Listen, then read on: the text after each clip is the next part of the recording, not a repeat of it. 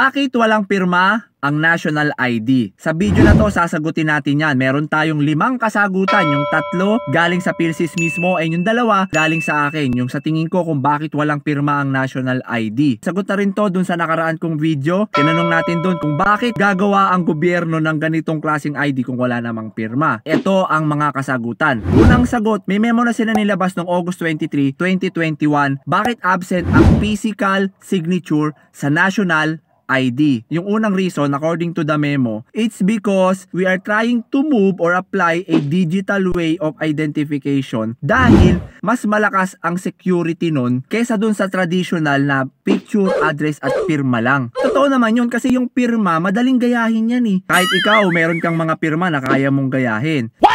Lalo pa ngayon na ang dami talagang mga creative na tao. Meron pa mga ways to edit yung mga signature. Kaya yung chance na madaya or magaya yung signature, madali. As compared dun sa mga bagong technology na ginagamit ngayon like retina ba tawag dun? Hindi ko alam, basta yung sa mata, yung kinukuha, ini-scan yung mata, fingerprint. Marami pang mga bagong ways to authenticate using digital methods. And yung iba dyan, nandyan sa ating national ID. Dahil dyan sa sagot na yan, maintindihan natin ngayon na yung ginawa nila yan na walang pirma, it's deliberate ha, hindi yan aksidente na wala. Sinadya nila na walang pirma dahil they want to reduce the chance of forgery. Yung pangalawang sagot, according to PhilSys, para mas ma-promote yung paggamit ng digital way of identification para maging global tayo. Dahil may mga bansa na sa Asia na gumagawa nito. Yung mga national ID is digital na yung way of authentication. Wala nga signature yung iba. Later, ipapakita ko sa inyo kung sino-sino yung mga bansa na may ID na wala ring pirma kagaya sa atin sa national ID. So, yaan yung gustong i-transition ng ating government sa nakikita ko. Kasi, sa totoo lang, digital age na ngayon, pero yung Pilipinas medyo hindi pa tayo nakakasabay doon. Kahit paano, nandoon pa rin tayo sa medyo traditional na mga paraan ng pag-authenticate ng mga ID. Di ba may mga nagsasabi sa inyo na hindi tinatanggap yung national ID sa ganitong establishmento, hindi rin tinatanggap sa mga transaksyon. Kasi sa tingin ko, yun nga yun. Nagmo-move tayo, nagta-transition. Alam naman natin na kahit saan na may transition, may mga challenges. And sa tingin ko, yung nararanasan natin ngayon, yan yung challenges ng pagta-transition natin na sana darating yung panahon, I wish, so I wish, sana nga dumating na rin yung mga ID natin, digital na tayong lahat, and I'm hoping na sana mangyari yon in the future. Positive lang. Give yung system time and give the establishment time na maging use sa digital ID system. Pag nangyari yon, okay na. Pangatlong sagot, according to PhilSys, ay para daw maging universally usable ang national ID sa lahat ng mga Pilipino. Sa pagkakaintindi ko dito, ang ibig sabihin, para lahat ng Pilipino may chance na magkaroon ng kanilang ID or meron silang talagang pinangawakan na identification. Bakit? Kasi although meron tayong mga tinatawag na government ID, hindi naman lahat makakakuha niyan.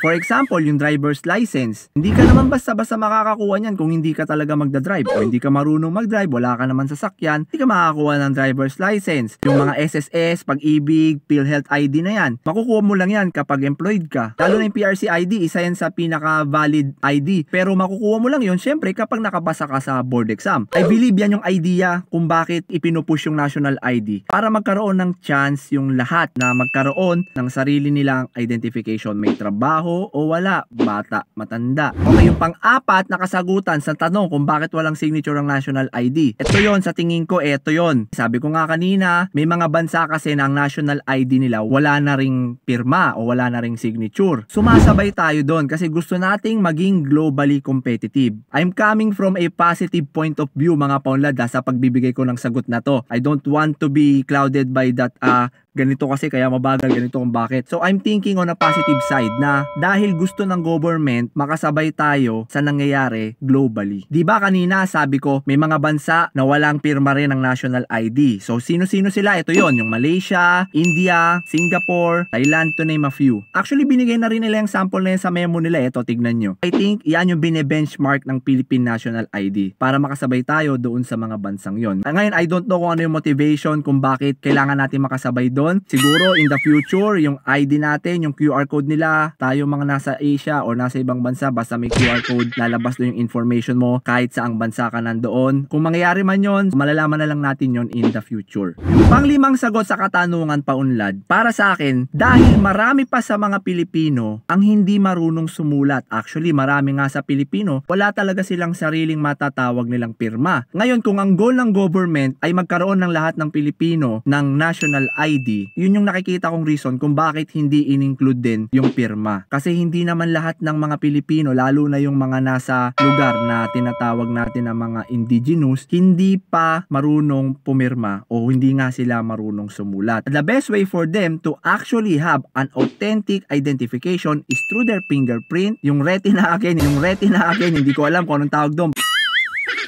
Basta yung mata, yung iniskan yung mata, and other things like yung pagbibigay sa kanila ng QR code. So yung paunlad, yung panglimang sagot dun sa katanungan. Ngayon, ang isang malaking tanong pa dyan, kung walang signature na available dun sa ating physical card, ano-ano ngayon ang paraan para ma-authenticate ng mga establishments ang ating identification? Susubukan nating sagutin yan sa susunod na mga videos. Ang importanteng tanong ngayon mga paunlad ay kung bakit wala pa ang ating national ID. Huwag kayong mag-alala, sinagot ko na yan sa video na to. Kung nagustuhan nyo itong video na to, paunlad, don't forget to hit that like button, ilike natin, subscribe, again yung bell notification button, ilagay natin sa all para lagi kayong updated sa ating mga susunod na mga videos. Ini-invite ko na rin kayo na mag-join sa ating Facebook community, ang Tatak Paunlad Community.